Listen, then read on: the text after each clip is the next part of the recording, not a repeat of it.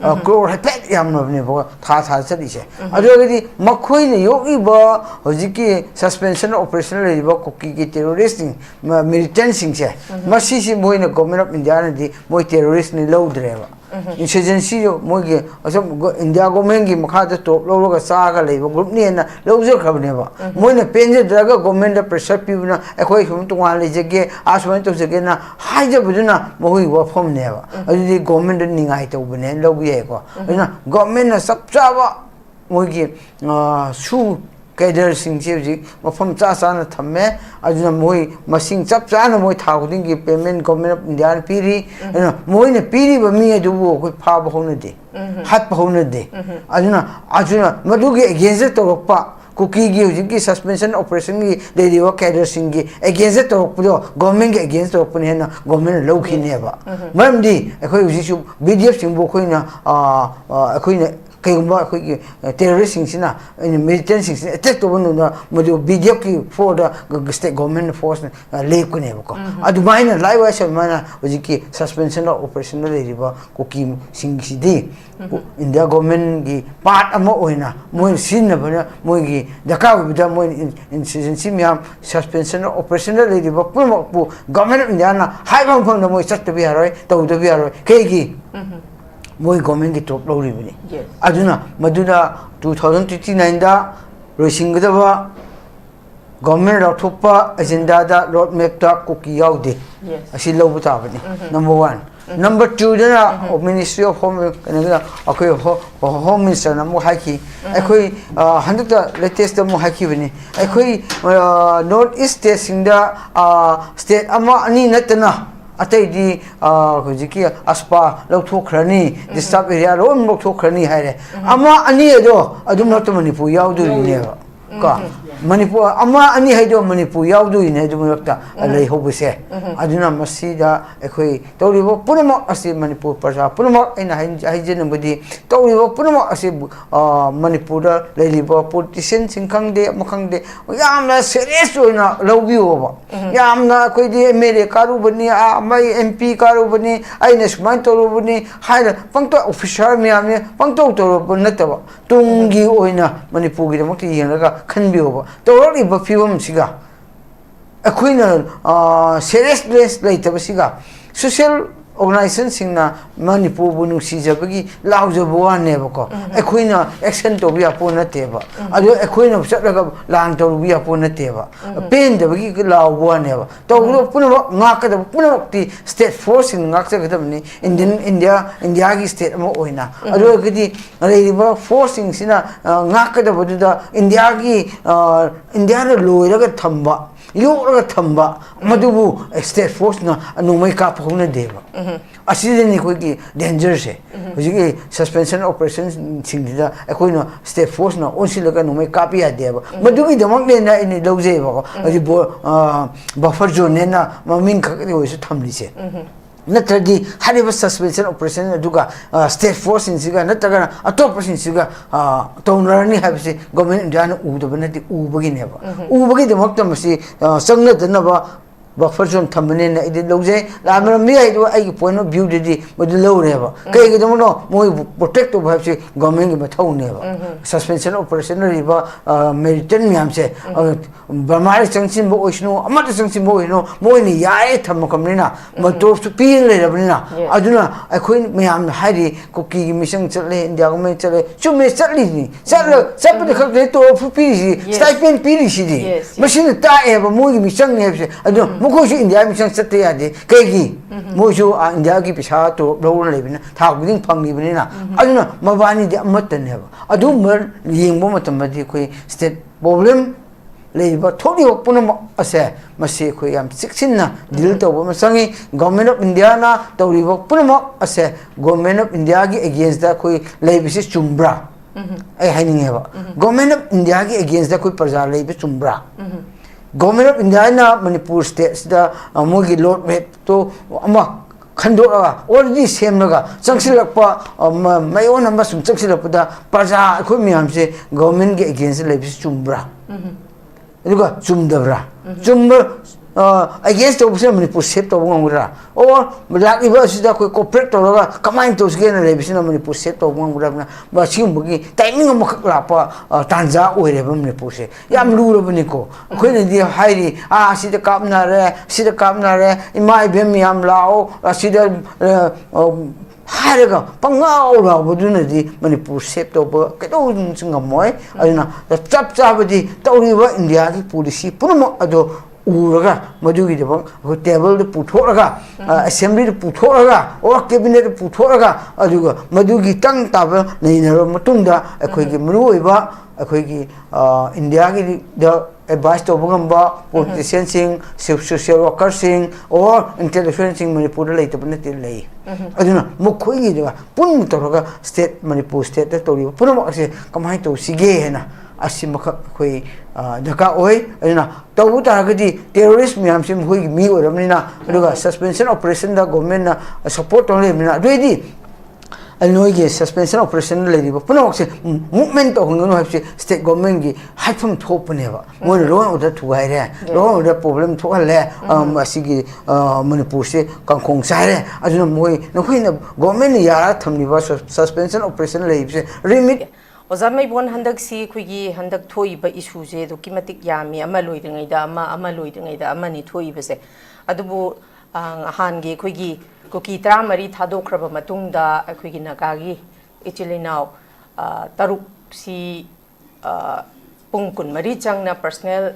chamri ga yangkhai sniper do ka yaur kanda masi asiba hakchang oina phangbasina gi matang sida ekoi Masigi Kuinaga, Chilinao, Matumatuka, Hatpasi, Sisu, Adokimatic, Yam, Highness or barbaric or by egg, Masipura, Karihani, terrorists, egg amakak neba. Jiri the Tokri do terrorism egg ni, Tronglao with the Toisi terrorism egg ni, Adubu still, Hausi Pauba, Lengaki, my Kaidagi, Haiba, Cookie militant, Sing Si, Makoisi, Kugi. Makoisi terrorist ni haidana lau thok pasulaite adugi mathakta handaki khuginaga ichilenau taruk sigi matang chida masi KNFP gi chairman Thangboi Kipgen harise khogi deputy CM oibiriba nemcha Kipgen gi mapuroi bani masi ani si amana lawmaker da yauri ni magi nupi sina aduga magi mapuroi ba Thangboi Kipgen sina amu law breaker da criminal oiri ni adubu family ama khaktangi under same roof Same bet the lady neighbor Amaronda was a tangoy. Adu betaragadi Masida Nakan Kaya the gi, high riba Aguginaga, Chilina, Taruk, Matumatuka aga hat lucky but Sigi Matang Sida, Marilena na the high riba KNF Piggy Kader sing the Tawani, Haidana Tangoy, the Akugi Tangoy Kip Gensi, Yam the Marilene, Haidana Kogi deputy CM Nemcha Kip Gensi. Pam Tadokatani, Hyba Katanatan, Mahasi Pagadabani Hyba, Wapam Hova, Oza Meibon Tamlagli. Si Pawdanga Sipa Lenga na Makogi separate administration tan ba Quatpa Sibodanga si BJP Maikay dagi disciplinary action Lakot Pam Tokpa Masibo BJP Maikay dagi Lakot Pam Tokpa action Namapobo Lakot Laktabas in the Maram Urakanda. BJP lengak asi terrorist saugat pa lengak ama oira bra haibagi wahang miyamna hangnara ibasi matang sida ozang Meibon gi moti kari kamay na thambini sige topic ka mai na sum mutang hai tare hojing le riba sarkar ga tawrak riba problem singsiga kai mari leinai aduga so support towi tawde haiba da aikoi mot smain piningi ahanba points da lediba government manipur government asi aikoi yimiyai kuki singna koi May 3rd dagi ko 2023 dagi thoki ba matamda masi kai demand tawrake habam tunda separate emission PBO habane separate emission PBO habase akoi manipur da lenga pada yauriba MLA tara su yauraga support tawraga punna akoi yaragadi akoi separate lejege separate emission PBO have demand tawi masi tawna leiringe sida sum akoi aina haira kadoi se support tawbra tawdra du thabak na ai zum ta ke tawbne Mana lapa macam sida kemana toge macam sida government na tolong isi separate nilap pada koi separate oire habis ina cuma haji mohgi pangmian bagi pandam da government silapa hari badi koi manipur da district sing district lady ba tara lady ko tara lady district sida koi ihan hamda law enforcement juga law kaina tolpa criminal act singba mia juga manipur tugai na bagi separate emission ni pada akoi command protection to ni hamda government na sin na ga force si yan hamda separate oina go government na sindok pi khre ba ko maruina more de lady ba Swasampur lady ba Kangpopi lady ba asi sing sida akoi gi ngareng kai akoi separate हाइबदी अखोई मेटे सिंगी फोर्सिंग Manipur state हाइतारे Manipur state सिंगी force लेरिबो से separate ओना कुकी ग्रुप की ना कुकी दे थंबा अखोई अतोप जाति ना अतोप द थंबा है ना और से गवर्नमेंट ना से खाइदोप से असिना नंबर 1 दा असेगी कुकी सिंगी पंदम कुकी सिंगने निरिबा सेपरेट दा कोई इनडायरेक्टली मसे अमखक सपोर्ट ममी अमखक अखोई थमले इन हाइब ताई दुगा अनि point dena hariba leriba district sida leriba sida akhoi muga masigi force li wapam ni ani shubidena IS officers MSS officers administration district administration pai ga da basing disu separate amuga oihale ni yoga ko ni hojiki Swasampura administration pai da basu atopa muhoi machine pai na bigi ata atopa akhoi gi leriba manipur da Sasun to bada administration da amakakta oina laigida gi de mota hona kada mission du lauthora atopa ma gi tingno panda piba aduga sisipur da phaijon da Kangpopi da haibjum chakre senapati jum chakre ji okhun jum chakre aduga tamilong su no ne su dumaina khaido chakre ana hairiba leriba state force state ki missionary punama su divide to hole aduna ma khaido hangre khaido hangba habsidi government policy ni mari government policy khaido hambasina masigi khaido hambasida mogi separate taninduna niriba singi thamoi dedi masi nungai ba phau ki ho ko maramdi ekhoina niriba pandam si no maki sumaina government sina koi sidak manba amakak to pasina ekhoi gi excitement amani hena moi loje ba ko madudigi moina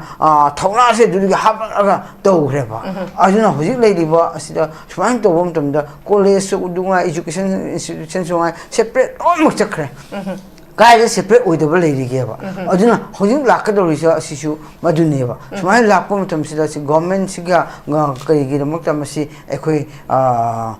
tawribno government has the upon begin laxing the number one of the money. The more separate or big tore. Separate or Rorina, how you separate or the number say, Purabusi, Amos, whatever. I am warrior, or you give Hambegi, the mind of be the bidder, a kind of force, Lulamaka, state control on Matarakati, Kaishu or Redava. Hojiti, cookie, the control to cookie, district administration, Chaliro, Highness. Pito kibo mamba okrun so okrunda yekitam khunsi ayam tore sinapti ayam bo in tore aja tamilong su dungai aduga nune su dungai jiribam su dungai sumai chakki badagi magi district interest ajum tuan chakrabina marakta mayang singi atopa gi mayang sing keder khrana IPS kumba IS kumba khamma makti yawani adu maroi bidi administration control to bidi magi district ke oina ajum chakki ba asina masi kumba thawong si government pakara pasina masi akhoi masi disadvantage ama oire na low yai adumai lakpa digi hojik lakpa asida hojik hariba aduna ne hojik aduna cookie foreigner singsina changsin la lang tingno panda toriba activities pon Swasampur toriba activities pon phai duga phai zonda toriba aduga Kangpopi toriba or border okhrinda toriba asim pun ase yengmo matamda mokhoi busu mokhoi na tawpa aduda kanana control tawduino ba kanana sat control tawduino ba adu mo khusi dak si tori se madune ba akhoi di huji di akhoi di to ana akhoi leijara bnina akhoi ge free mo leira bnina government ju khaidok pi rena asom da sat dan leire aduma la pa matam sida koi na haijening bodi aduna tawpan dunda cookie lam hen to hem bu kanana control tawni mi leitre mo ma sen di supa paroi supa paroi ba state force ki akan ba makada lulul leram tarakati phabia bane ba ko aduna hojiti madu swasangpurda numai pa sali ba punama kampopi sali ba punama ka dogo tino pan sali ba punama asisi bu kana na control to duino control to from loitre adu khoi ni singni government of India ki security force sina central force sina masi moi mission khasa malak pa su hen man silak pa adu in buk khudong cha ba longna na leire aduna masi gomba gi saso na ma leiba state ama sida akoi tung koina akoi afaba ma lakani habisi akoi thajaba ngamdre aduna henjin manatna afaba di thokada mandre aduna na tunga lai ko aduna suma la pada ngasi gi topic da asmani la pam tum sida ayi yengo national highway infan to dimapur which sat the adre aduga infan to jerivam sat the adre infan to swastampur sisipur highway sat the adre infan to more sat the adre infan to ukhun sat the adre infan to kanogi tamenong sat the adre to asmai lapam tumda masi su kanana kai gi dong to government su kamai ni yeng ni ge ba masi su hariba ku ki khak sat asunu sabia ba sat asunu nagana sabia ba phong khak dim sat asunu metai ni sa tho ya da na infan sum war suana sa tho sin pham le su sum district ani humri manga si da sum pun le da su kan ni ki sum singma de ki na moiram de ki na sum ta ba kai them man bi de ki na sum engam popi si da le da su habi phibam da government na sum chalai ra ta ga di masi ni ta pa su separate ki lambi amane ba chaung lambi amane ba ko masi gumba si ki apun ba si purupang ngamdra non men pu han ngamdra ba habji separate ki kaina ba gi masak ki ama oya ba masi simaina control to dana sum freedom thado ga hai ba lambi thong su kai su loi mak simaina control to na agdi aikoi manipur se kai ning de ba miam na law na su miam na pam de na su public miam sin pa masi manipur kai ya law le su sa son to li bisin na kai na ba gi de mak ta masa mo oi rakne ba se simaina to simaina ta agdi aduga ani subda na sumai point da Hojike hospital se hospital ne su hojike swasampur ne swasampur ki miam chatle tawre more hospital ne su kuki sing miam tawre aduga tamen su khoi jenong pui khoi group khak na mung ye layenge ko ka pupi su kuki khak ni layenge snapti su na khak layenge changsin na biadre aduna ukhun khak mung tawre aduna crossing to biadre lambi su lai trabnina aduga tangai phadna nga han thoi duni koi rims thoi se rims thopo matam da kamai to ke bo masi sum yemode di ko sum singba irang leba leitaba lan da bo khopa sida yemode hospital kumba lambi sidi miyang gini asi athing ba pibia de ba athing ba su pibia de miyang gini kanamat gina control to biade national highway na pu da control to bo ani adu government di ya de heba mukhti pam sangi aduna hojik hospital da rims to pura pase terrorist rambiai aduga asi militant mo rambiai mistam rambiai adu hospital manung da pura pam tanda na se koina protest to so madi chumde adu madu protest to si kai gino ham tanda hairi ba mamang da konsa khungi khoigi jerong pui khoigi nagagi ahum ba to khakpu makap hatok lu budo madu ge sentiment lady next da pen de na yam da thamoi da fawi mai timing da tak lang pusilapa masi pusilap se ka ke pusilap no ho bo akoi honorable simpson na magi saka ma leibnina adu amaga simba kano tungda phana bagi de makna mana ke su leiba saw du mangna bagi de makta akoi yaragadi asimba ana ye kumadi koki oisno mo oisno infana purakpa matamda akoi sapchana security piraga ngak selaga akoi laying and Lautok Kibudo, Madu, state Amaki head Amana, Lautopin, Simpson, Lautopina, Maduda, Kui, government security force in the show, Masu Yaram Winida, Hana Pushilapani in the way. I don't must see Hariba, Honorable Simpson, Highway Lambra. Chumbra having the Magi the Mokti government of Chumbri Yawako, among Mokuni Mission Kaina Yadamina, another pushing the day. And when Maduga Partis Lapada, what hope Adubu, Maduda, Quaki, smoke bone kumba, Gaga, security force, the copy, but the accompanying day, Masidi, Chumde and Lowe, where Sumalay laying Sangda, Toliva Punama, Aduga Queenhan, Zinimsda, me took proper Duda, security sina, bone copper, smoke. Kakiba, Singba Puma, Masi, Ramhen to Henba, to security, Yaut Vanate, Masi, Chumden, Lower. Miam do the commanding knocking, knocking, a quick Atopa state, Tamdania Yamle, in the Rasu, Launa Rasu, Puna Rasu, security forcing show, say Sabtavni, publishing, say Sabni, I could say Saya Deca, don't have the Ria Devo, Sana Batavnina, Aina Hambrown Sida, Toliva Punama, I say, government mission, certainly have a Mahamba, Taboxi, Yamna, Simamana in Haki Miando, Tuan Kadoki, but Punama Aduna, separate administration demand of Gitamoida, Moida, more than Busaf to Novi the Mokta, but government Toliva Punamoxi, Tabaki, Makapolena, Adum Tumzegi. Okay, thank you very much. Oza Meibon Yam Marik Chumba Wapung Kayama Tambiri, Consultancy Group Sing Solution Gani, Hypergi Wapamam Su Union Home Minister, Misagi Makitagi, Tambira Krekwa. Masi Ying Urakanda, Equina Ying, Bayari Si, Cookie Kulai Pai Basing Kugi, unrecognized Weba, unofficial Weba India Gi, Resume, Haina, Loba, Yara Bra, Hypergi Wahangam Kaksulapa, Hypergi Maramdi, 2005 Tagi. Kogi sugi kadar sing sida lupa lising taruk per man piri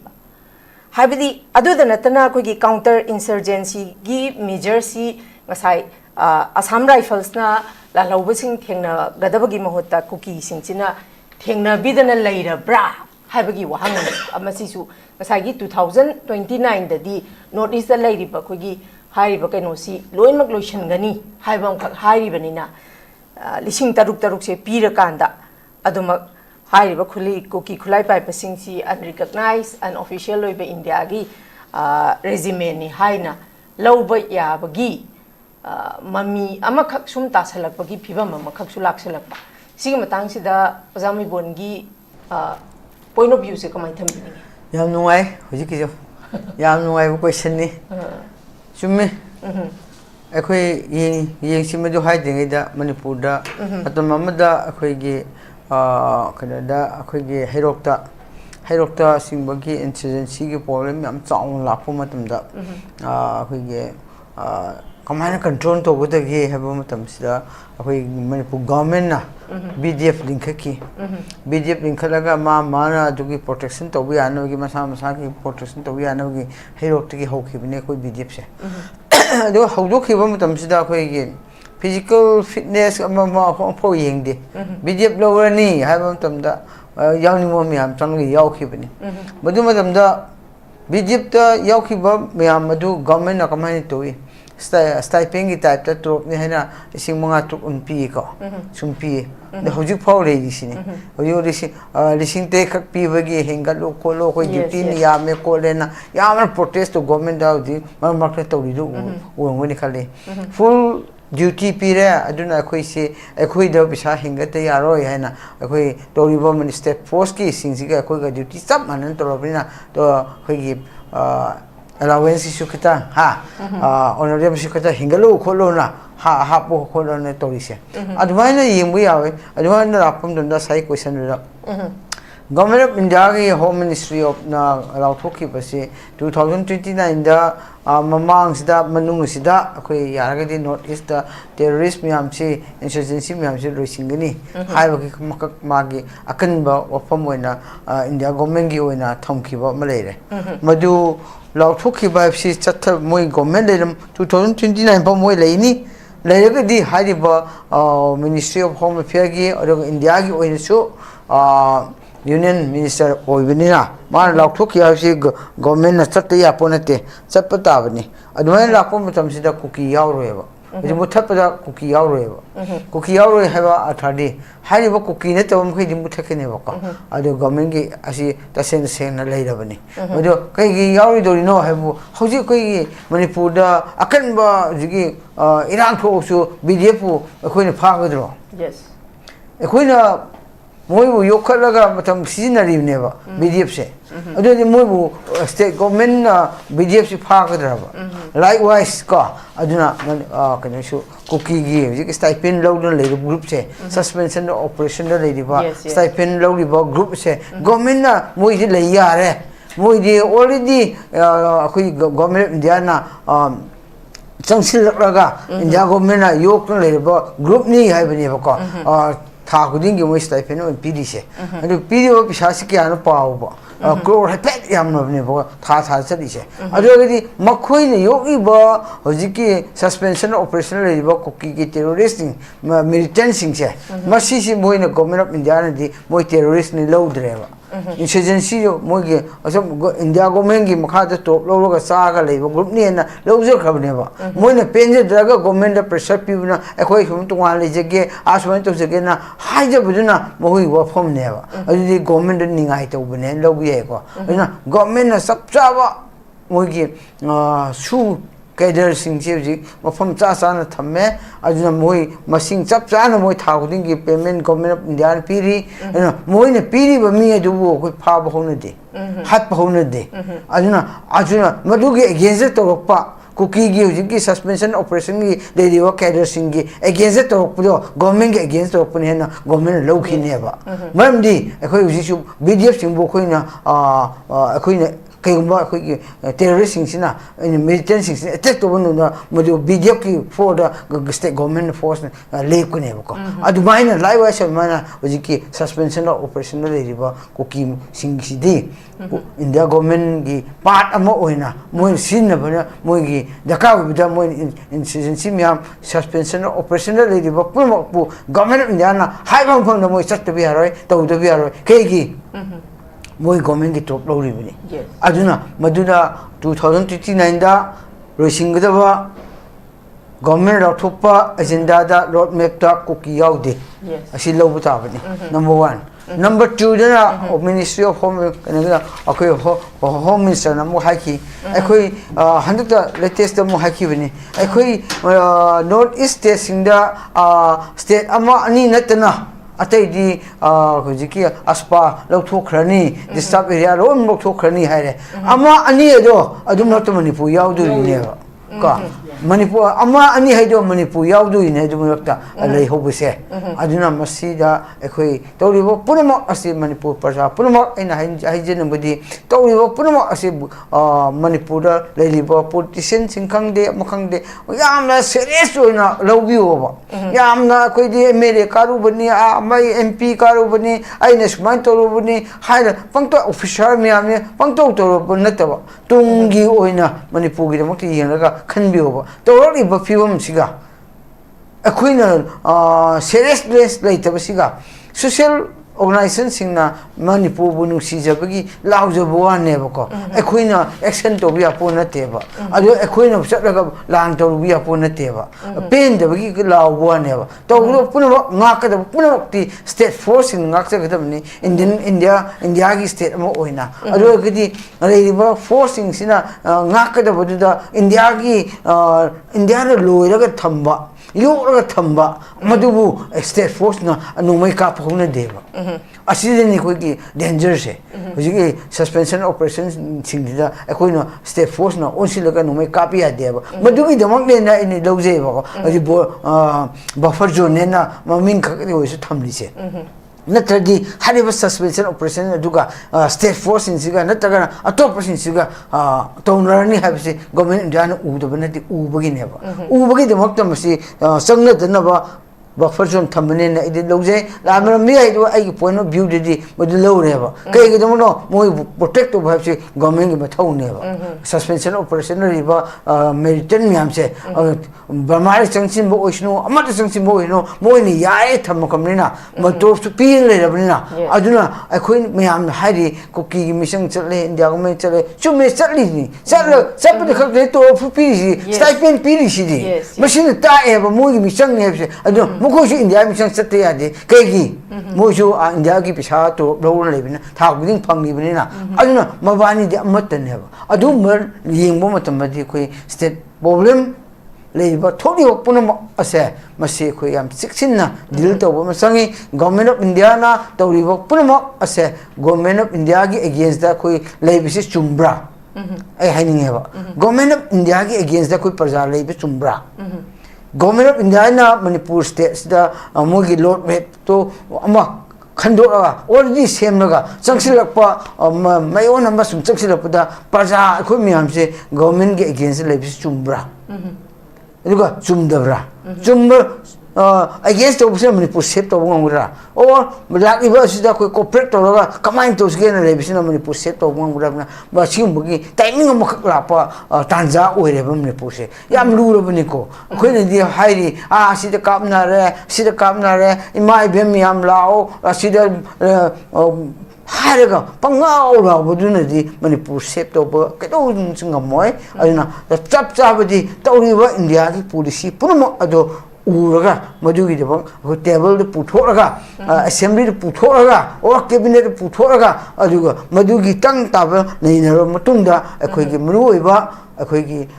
India gi the advice to bangamba politician sing social worker sing or intellectual sing Manipur late to lay aduna mukhoi gi de pun toraga state Manipur state to ri puno ase kamai to sige hena asimaka khoi daka oi aduna to taragadi terrorist myam sim hoi mi oramnina aduga suspension operation da government na support only mina ready alnoige suspension operation lady ba puno se movement to ngono hapse state government gi haifum thopne ba mo ro order thu hai re ro order problem tho le asigi Manipur se kangkhong sai re aduna moi nokhoi na government ya thamni ba suspension operation lady se remit area limit amata control to view hapse government na haifum thok to bribe se ai sum thamjegi okay thank you very much